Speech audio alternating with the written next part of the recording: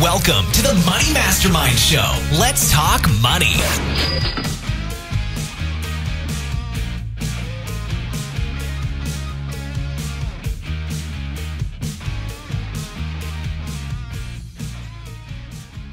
Welcome to this week's episode of the Money Mastermind Show.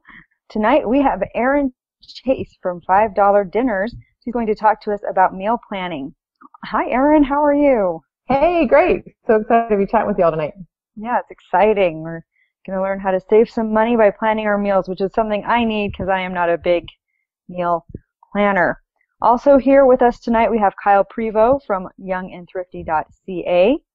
Peter Anderson from Bible Money Matters, Tom Drake from Canadian Finance Blog, and normally we also have Glenn Craig here from Free From Broke, but he was unable to join us tonight, and I am Miranda Marquardt from Planting Money Seeds. So let's get into it. Erin, when we're talking about planning meals, a lot of us think of, we talk about saving money planning meals, we think of clipping 50-cent coupons and going to the store with our fistful of coupons and maybe saving $5. This is not what we're talking about, right?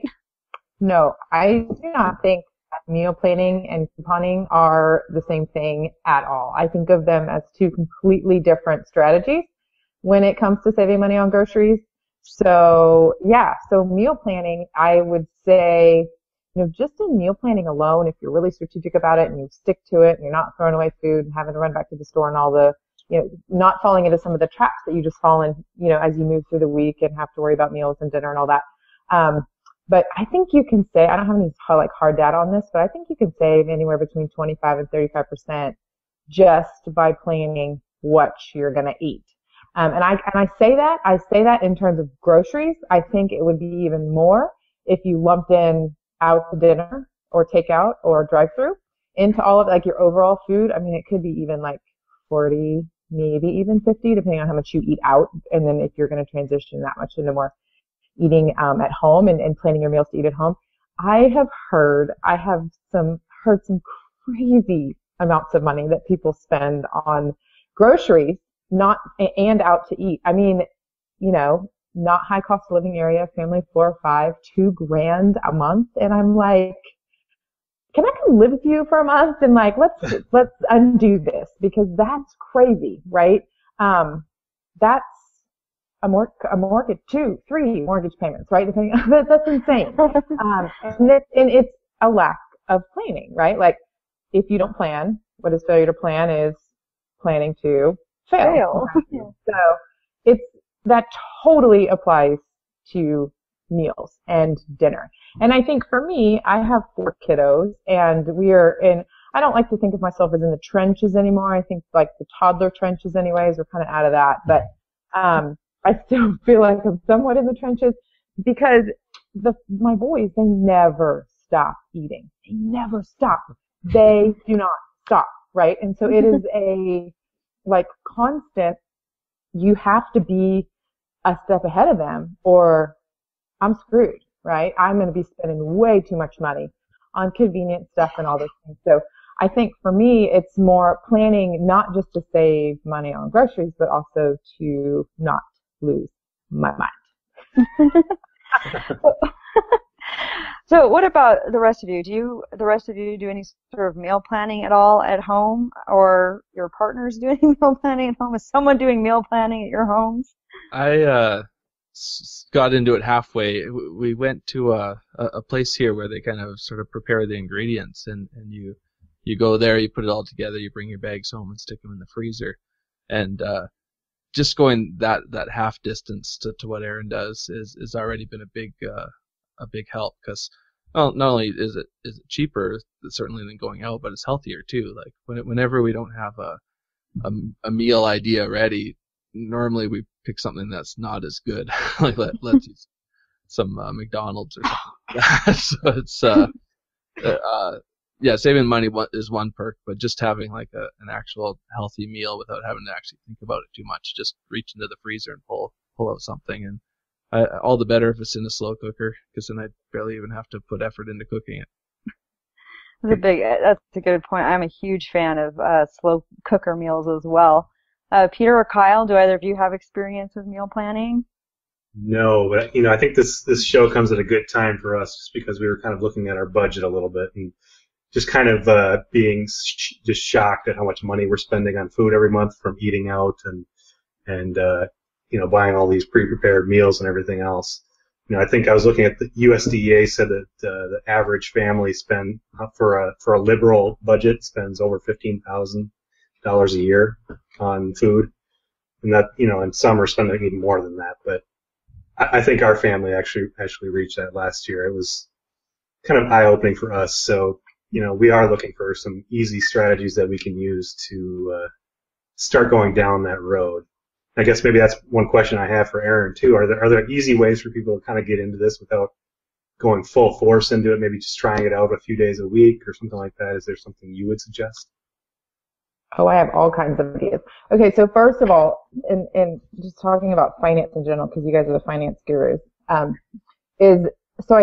think, and this might be slightly different, but I've read and heard like legit data on that groceries are the third largest discretionary expense in your budget, right? So you have mortgage, typically a mortgage, maybe a car payment, or maybe a debt payment, and then groceries, right? That ring in for an average family of four between $600 and $800 a month, right? So that's a big chunk of change. So, all this to say is that when you go and if you look and you're spending 15 grand a year, that's way too much. And, you ultimately have control of that, right? Like we all ultimately have control over our personal finances. But where I'm going with this is that grocery spending and food, you have a lot more control over than you think you do if you're willing to put a little time and energy into it, if that makes sense. So what are those strategies? What does that time and energy look like? So I think the very first thing is let's not get overwhelmed. I think people think meal planning and they maybe have seen something on Pinterest or they think they need to be producing, plating meals like they do on Food Network shows and putting them on dinner for their father who's just going to take it and throw it on the floor, right? Like, no. That is silly, and don't try to do that. You're just going to overwhelm yourself, right? So be simple. Start simple. So I would suggest starting with writing down 5 meals that you can have this week at home. Just 5. No breakfast, no lunch. Don't plan any of that. Just plan 5 dinners that you can eat at home this week. The 6th one can be either leftovers or you go out twice, right? If you're already going out 5 times a week, you're going to flip-flop that. And you're going to stay home and you're going to just have 5 meals. And it doesn't matter. It can be spaghetti, tacos, spaghetti, lasagna, and tacos. As long as you're going to have those 5 things and you're going to eat them that week, right? So things you're going to like, things your family's going to like, and just keep it really simple and just make those 5 meals. Make yourself do it. And you'll see it'll feel strange and it'll feel awkward and you'll be like, what's going on? But as you kind of force yourself and discipline yourself through this little simple, you'll see the benefit. You'll see I don't need to run through McDonald's because I'm just going to have spaghetti because spaghetti is easy to make. Peanut butter and jelly sandwiches, I don't really care, right? It doesn't have to be this amazing gourmet meal or this, fantastic freezer meal that you made, 2 weeks ago that you're pulling out of the freezer. No, 5, just keep it simple, right? And then from there, once you kind of get comfortable with adding into that habit, you can add in more. Maybe you want to tweak up breakfast on the weekends where you're going to make a quiche instead of having another bowl of cereal or whatever. So you can kind of expand and bring in more instead of going out for brunch at the Magnolia Pancake House, which is right down the street from us. Don't ever do that, by the way, but we're going to stay in, and I'm going to make my own breakfast tacos. How hard is it to scramble eggs and put them in a tortilla with cheese and salsa, right? That's pretty easy. So yeah, I would say, just keep it really simple. Start with 5 meals and then build into that. Another thing that I like to suggest for newbies is to, if even that might be a little strange for your brain, let's say we don't organize the same way, or plan the same way, is do theme nights. So this is a way to kind of structure, get a little more variety, but structure a little more long term. Instead of just the 5 meals for this week, let's think like, okay, for this month, every Monday night, it's going to be chicken and rice night, right? So whatever variety or form of chicken and rice. Then you can get a little more creative, go into Pinterest. Maybe you could do like a chicken and cheesy broccoli skillet dinner one night. Another night you're baking we had basil balsamic chicken tonight. It was baked, and I served it with biscuits, we served it with rice. So you have that allows you to bring in a little more variety if you're kind of an adventurous or experimental type, home chef. And, then Tuesday night, so taco, okay, so let's really go with the themes. Meatless Monday, Taco Tuesday, pasta night can be Wednesday, chicken and rice Thursday, homemade pizza night with popcorn for movie, game night, whatever, right? So kind of theme it out, and that way it just gives you a little bit more structure as you go to write things down, and kind of write out those 5 or 6 meals that you're going to have that week. Is that helpful? Those are my intros. So keep it simple and then theme it out. Theme it up. And you're talking about writing stuff down here. I assume that's pretty important too. You're writing everything down on some sort of a calendar or something, and then you're using that in order to come up with a grocery list. Is that fair? Oh yeah. This is just the meal plan. We haven't even gotten into the money saving strategies or the list writing strategies. That's a whole other conversation really. But yeah, so first it's just writing it down. Yes. Whether that's putting it into your Google Calendar at 6 p.m. every day. That's your dinner spot, and you just put whatever you're going to eat that day. If you're a digital person, if you use a meal planner app, or I'm a pencil paper girl, so I write it down on my big old paper blog work calendar, also life calendar. It's all one, so I have it written there every day. And that I think is really helpful, writing it down. If I don't do it, post it on the fridge, my kids aren't super picky, Mom, what's for dinner? What's for dinner? They don't really do that, which is kind of nice. But if you do have kids that are always asking you, or they're maybe complaining about what they're going to have for dinner, write it in a place where they can see it. So on your fridge, on a chalkboard, post it on a bulletin board, whatever, near your kitchen. And then they can see, and if they don't like what they see, tell them to do it. My 8-year-old could plan meals or tell me what he wants to eat, right? My 6-year-old probably could too. But thankfully I don't have picky eaters, but if you do, having them do the meal planning and maybe even making a meal would be helpful in their picky eating adventure. But that, again, is a whole other conversation. So, okay. So write them down, and then from there, I would double check the ads first. I make my meal plans based on what's on sale, right? So generally the meat and produce. So if, chicken breast and a pork tenderloin is on sale, I'll probably plan 2 chicken meals, maybe 1 pork roast, and I'll slice up chops and save those for next week. Probably get a couple extra packages of chicken for the next couple of weeks so that I don't have to pay full price for chicken, right? I only have one main grocery store here, so it's hard to place store sales cycles off of each other, so I have to be a little more strategic with buying meat. But anyway, so plan your meals based on what's on sale if you really want to see difference, especially at meat. Because if you're paying, okay, let's just do rough math. You guys are math nerds, I think. Can I say that without offending anybody? Okay, so let's say that you're buying meat across the board $5 a pound, right? And let's say that you need to eat 8 pounds a week. Maybe that's high, maybe that's low, whatever. That's $40 a week just on meat. Well, what if you, instead of paying that $5 a pound, what if you got in the habit of paying $1.99 to $2.99 a pound for, what did I say, 8 pounds? Do that math. You're saving about $1,000 a year. Thank you. See, you guys are the math nerds. I should be writing this down just to make sure, because I'm thinking faster than I'm talking, and I'm wait, what did I just say? Okay, so yes, how much is that? Just right there, shopping the sales alone, and those are very rough sale price to regular price. It's probably even higher than that in certain areas. What was it? What did you say? 1,000? Oh, well, $250 if you're cutting it in half. You're a little over $1,000 a year. There you go. Just that right there, just planning your meals on what you're saving on groceries. We just went from 15 grand to 14 grand, and that's one change you made in the way you're shopping, right? So it's planning based on what's on sale, and part of it is to stocking up so you don't have to pay the full meat price, especially in between the sales cycles. Does that make sense? So, and then from there, yes, you need a solid shopping list. You need to write everything down. That is probably my number 2 or 3 tip for grocery shopping in general, is do not walk into the grocery store with a half-written grocery list on the back of an envelope that you just got out of the mailbox. Don't do it. It's not effective. You're going to miss stuff. You'll end up back in the store spending more money than you needed to, or you're going to buy stuff you already had in your pantry because you were in a rush and ended up throwing stuff in your cart. So if you can be disciplined and take that extra 8-10 minutes maybe to write out that full list based on your meal plan, you will save yourself a lot of money as well. You know, I found something on your site today actually that was extremely helpful. My wife and I are always writing out these grocery lists, and we can never get the grocery list in the right order. We forget things and we add it to the end of the list, and then we end up coming back and forth across the store. I found one of your lists on your site today. I think it was even free on there as far as a grocery list maker based on department or whatever, which is extremely helpful. I actually downloaded that already, and we're going to start using that, I think.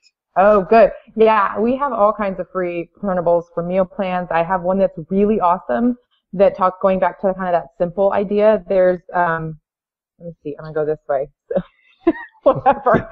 On the right of the paper, I'm trying to mirror myself here. On the right of the paper, it's just 7 days for your dinner, right? And if you wanted to throw in a job breakfast or a new snack you want to try.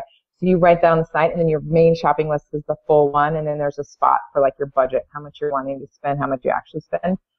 So that one's a really cool as well. But yeah, I just write my own shopping lists, starting with produce at the top, and then I just write it out and I just leave space so I can add back into it. But yeah, that's, I'm glad you found that. That'll be really helpful. So what's your whole process then for doing this every week? Do you do it all starting on Sunday? You get the newspaper ads and just kind of go from there? Yeah, I usually do it Sunday. Sometimes I do it Saturday nights, because I know how to party on Saturday nights. Right, my grocery list. No, usually it's Sunday, and sometimes Monday morning if we were out of town or something. But so yeah, first thing is getting out my meal plan paper, the ads. And I usually have paper ads because I get them in the mail. San Antonio is a little bit different. You can get them online, you can get them emailed to you, you can get them in the newspaper usually, but we get them in the mail.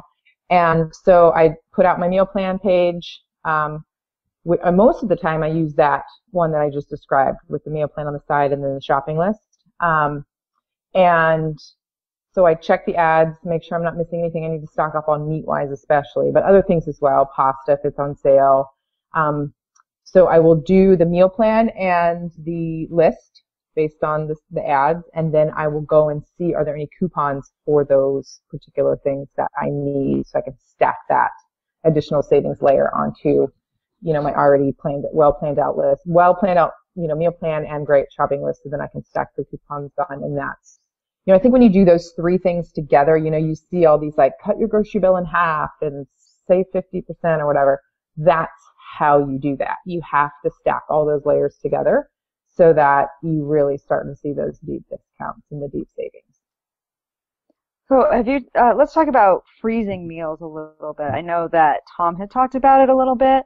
Like how you do that a lot too, right? Is freeze some meals or freeze portions? Yes.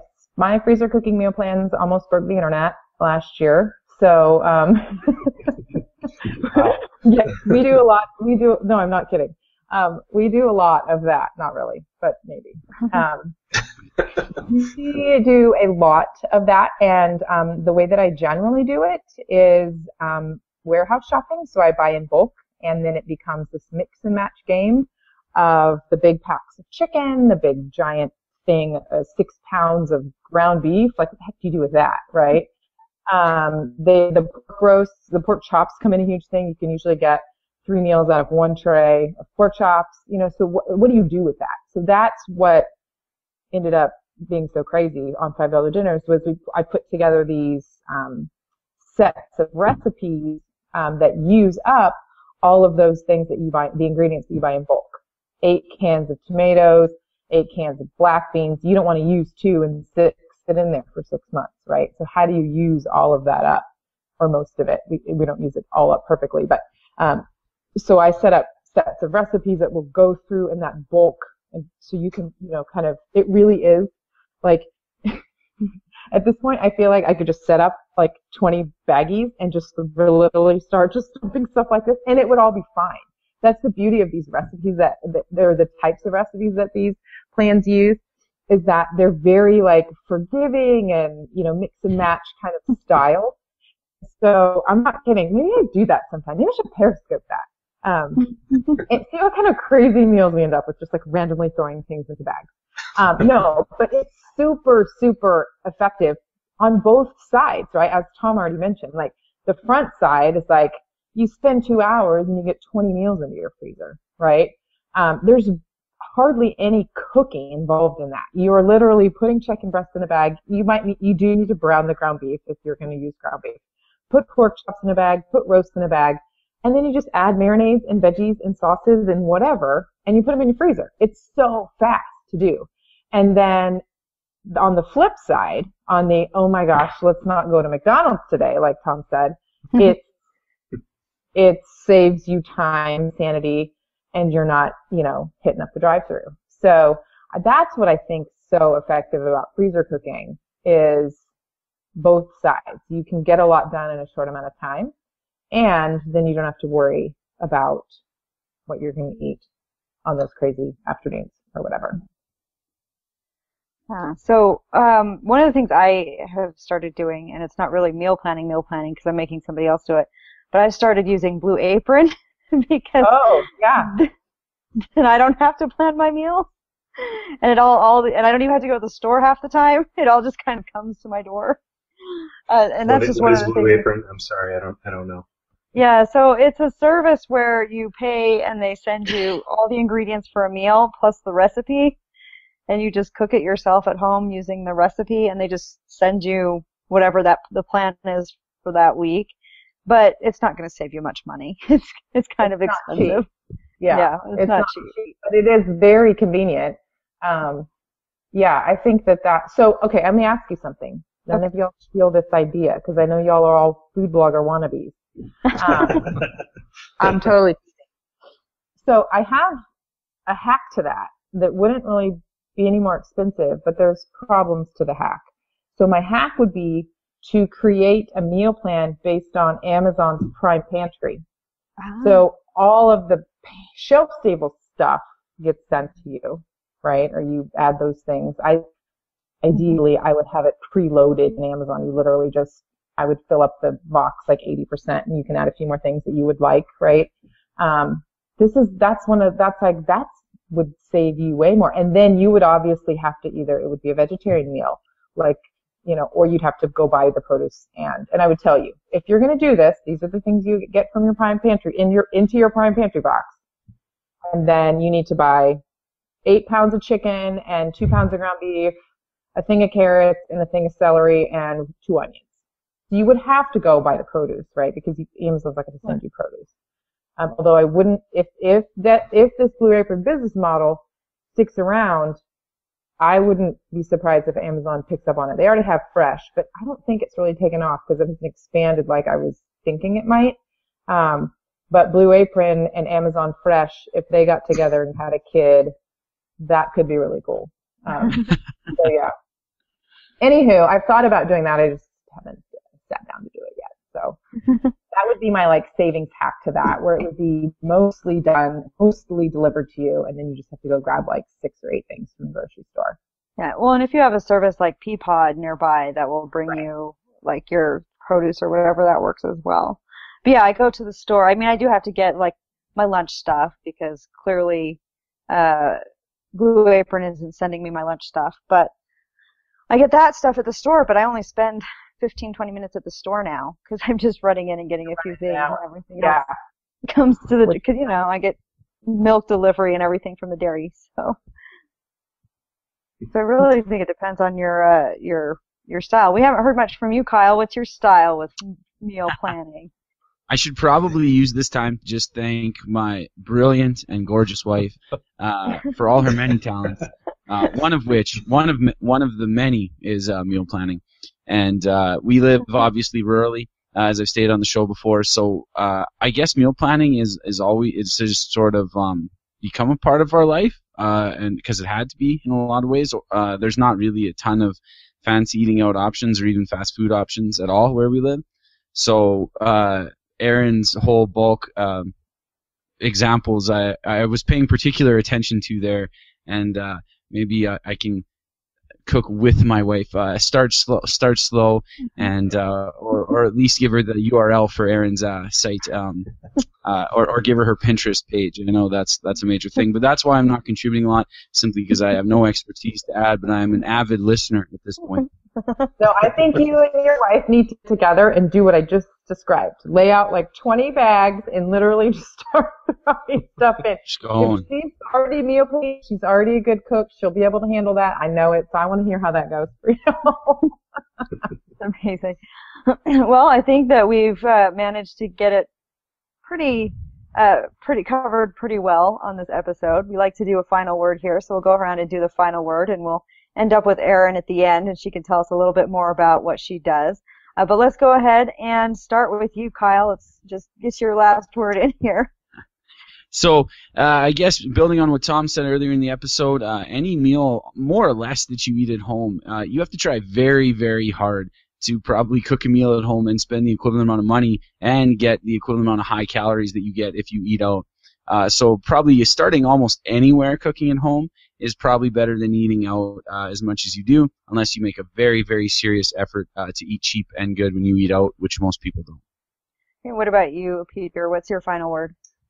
My final word is don't be like our family and spend thousands and thousands of dollars. We could have probably bought a rental house by now if we'd been doing a little bit better on eating out and all that kind of stuff. So I'm gonna try to put together some of these ideas here that I've been hearing, especially maybe some of these freezer meals.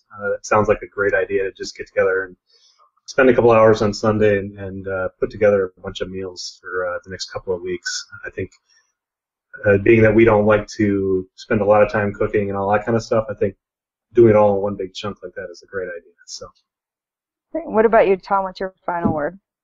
On the show a few times we've advocated for things like budgeting and financial planning, and I think this is kind of still the same. If you're planning and preparing, you're going to find those opportunities to save money and in this case eat healthier as well. Great. And Erin, what is your final word?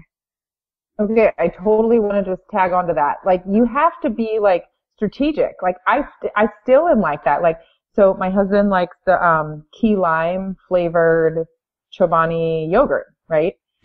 That's what he likes, so I buy it, right? And I didn't even realize that there was a store brand that tastes virtually identical. He didn't complain when I bought it, but it's $1.40 less. Hello?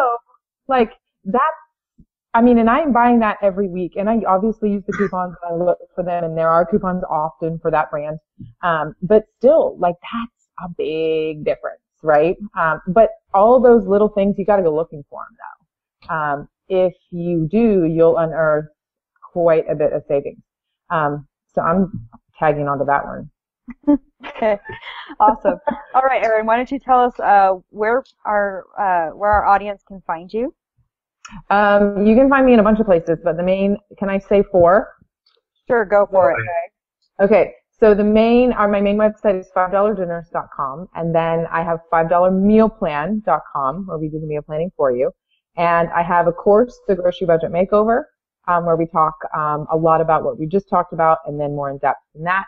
And I also just, like 3 weeks ago, launched a freezer cooking only meal planning website, and that is called freezeeasy.com. And so, I'm super into freezer cooking right now. We have a lot of exciting things planned for Freeze Easy. So awesome. Very cool.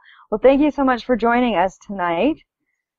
Why don't you, if you're listening, go out and check out Erin's site, some great resources on learning how to plan your meals and do it with saving money. And be sure to check out moneymastermindshow.com. Go ahead and subscribe to us on iTunes and Stitcher. And until next week, be good with your money. Thanks for joining us on the Money Mastermind Show. Get more information at moneymastermindshow.com. Don't forget to subscribe to the show on iTunes and YouTube and follow us on Google+.